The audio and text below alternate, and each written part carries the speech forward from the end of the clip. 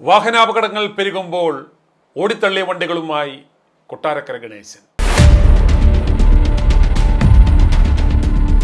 ചിലർക്ക് അങ്ങനെയാണ്. Four registration വണ്ടികളോടല്ല, ഓടിത്തള്ളി നൂല് തെളിഞ്ഞ വണ്ടികളോടാണ് താല്പര്യം കൂടുതൽ. നമ്മുടെ ഗതാഗത വകുപ്പ് മന്ത്രിയുടെ കാര്യത്തിലും ഏതാണ്ട് ഈ കാര്യം ശരിയാണ്. ഇത് കേട്ടാൽ ഉടനെ ഞങ്ങളുടെ മന്ത്രിയെ അപമാനിച്ചേ എന്ന് പറഞ്ഞ് സുമോട്ടോ കേസുമായി വരും. പക്ഷേ കോടതിയിൽ നീയൊക്കെ നാണം കെടും എന്നുറപ്പാണ്. കാരണം ഇനി പറയുവാൻ പോകുന്ന കാര്യങ്ങൾ കൂടി ചെവി തുറന്ന് കേട്ടിട്ട് ചാടിപ്പുറപ്പെടുക. കേരളത്തിലെ ഗതികെട്ട ജനങ്ങളുടെ ശബ്ദമാണ്, അവർക്ക് വേണ്ടിയുള്ള വാക്കുകളാണ് ഞങ്ങൾ ഈ പറയുന്നത്. പുതുവത്സര പുലരിയിൽ വളരെ കൊട്ടിഘോഷിച്ച് KSRTC royal view double decker ബസിൻ്റെ സർവീസ് ഗതാഗത വകുപ്പ് മന്ത്രി KB Ganesh Kumar flag off ചെയ്യുകയുണ്ടായി.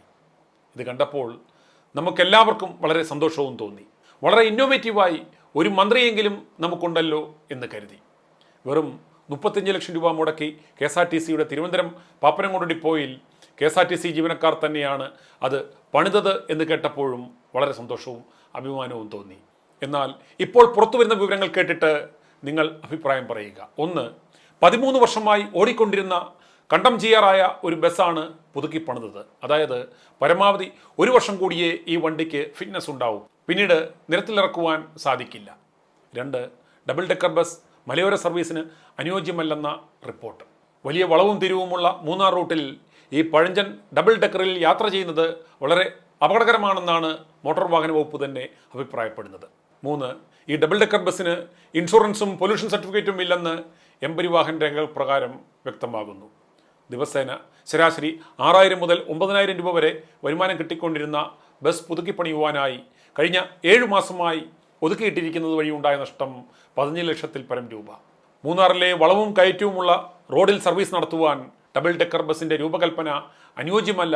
തൊഴിലാളി സംഘടനകളുമായി ഈ വിഷയത്തിൽ കൂടിയാലോചന നടത്തിയില്ലെന്ന് മാത്രമല്ല, അവരെ പരസ്യമായി തെറിവിളിക്കുകയും വിരുട്ടുകയും ചെയ്യുന്നു. ഒരു പുതിയ ബസ്സായിരുന്നു ഇപ്രകാരം ഇറക്കിയിരുന്നതെങ്കിൽ അതായിരുന്നില്ലേ നല്ലത്?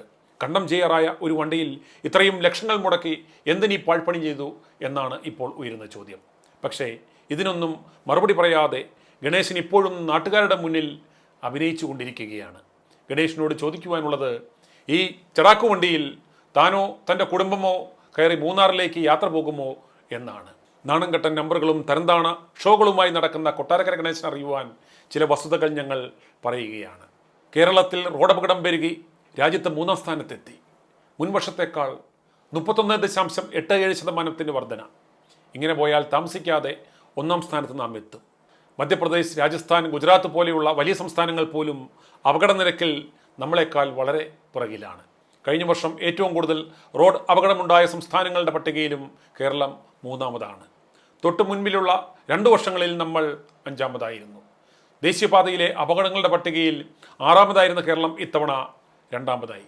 കേരളത്തിൽ 1 ലക്ഷം പേരിൽ 138 പേർക്ക് വീതം റോഡപകടങ്ങളിൽ പരിക്കേൽക്കുകയും 12 പേർ വീതം മരിക്കുകയും ചെയ്യുന്നു. റോഡിലെ കുഴികൾ മൂലം കേരളത്തിൽ 75 അപകടങ്ങൾ ഉണ്ടായി. 5 പേർ മരിക്കുകയും ചെയ്തു, 30 പേർക്ക് പരിക്കേൽക്കുകയും ചെയ്തു. കേരളത്തിൽ റോഡ് നിർമ്മാണം, അറ്റകുറ്റപ്പണി എന്നിവയുമായി ബന്ധപ്പെട്ട 305 അപകടങ്ങളിലായി 30 പേർ മരിച്ചു.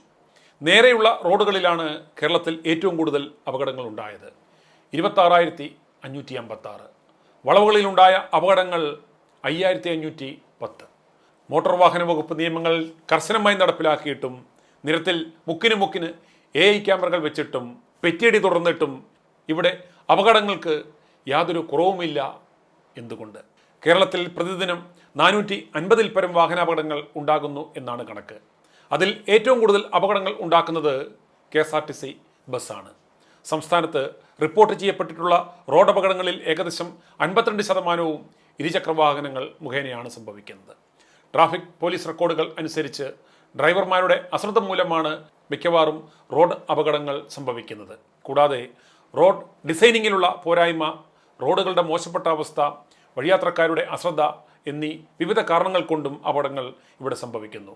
റോഡ് ഉപയോഗിക്കുന്ന വിവിധ വിഭാഗങ്ങളിലായി ഉള്ളവർക്ക് റോഡ് സുരക്ഷാ പരിശീലനം, റോഡ് ഡിസൈനിങ്ങിലുള്ള പോരായ്മകൾ പരിഹരിക്കൽ, റോഡ് നിർമ്മാണ പ്രാഥമിക ഘട്ടത്തിൽ തന്നെ റോഡ് സുരക്ഷാ പ്രവർത്തനങ്ങൾ ആസൂത്രണം ചെയ്യൽ എന്നിവയിലൂടെ റോഡ് അപകടങ്ങൾ പരമാവധി കുറയ്ക്കാമെന്നിരിക്കെ അതൊന്നും ചെയ്യാതെ ഗണേശൻ പറയുന്നത് ഡ്രൈവർമാർ രാത്രി വണ്ടി ഓടിക്കാതിരുന്നാൽ മതി, രാത്രിയിൽ വണ്ടി ഓടിക്കുന്നതിനിടയിൽ ചുക്കുകാപ്പി കുടിക്കുക, റോഡിലിറങ്ങി തെക്കോട്ട് നോക്കി കുനിഞ്ഞു നിൽക്കുക എന്നൊക്കെയാണ്.